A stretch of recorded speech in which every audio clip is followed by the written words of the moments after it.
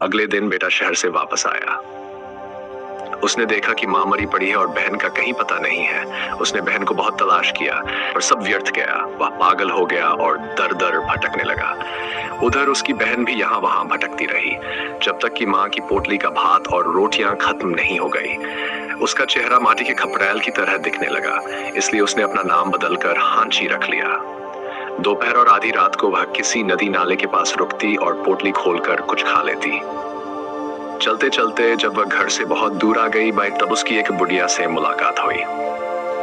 बुढ़िया ने उसे अपने घर में रखा और खाना दिया। एक दिन बुढ़िया ने बताया कि एक अमीर साहूकार को नौकरानी की जरूरत है और वह उसके घर के पास ही रहता है। बुढ़िया ने साहूकार से हांची की बात पक्की कराई। हांची राजी हो गई और साहूकार की हवेली पर काम करने चली गई। वह बहुत अच्छा खाना न बनाती थी और चावल के व्यंजन बनाने में उसका कोई सानी नहीं था। कुछ दिन बाद साहूकार ने अपने बगीचे का आयोजन किया। उसने हांची से बढ़िया चावल के मीठे पकवान बनाने को कहा।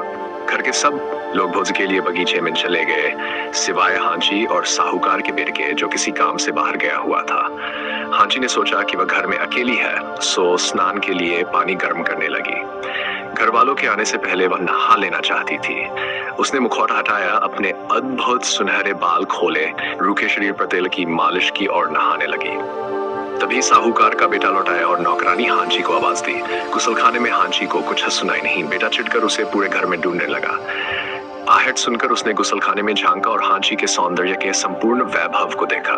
हांची को पता चलने से पहले ही वह बेपाम वापस चला गया। हांची के चमकते सौंदर्य और सुनहरे बालों की आभा पर मोहित हो गया और उसे अपनी पत्नी बनाने का निश्चय किया।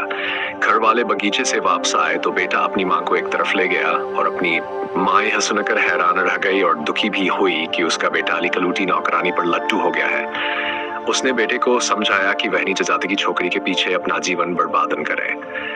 माँ ने उसे वचन दिया कि कुछ ही दिनों में वह उसके लिए एक खाते पीते घर की सुंदर बहू ले आएगी, पर बेटे ने जिद नहीं छोड़ी। माँ और बेटे में काफी बहस हुई।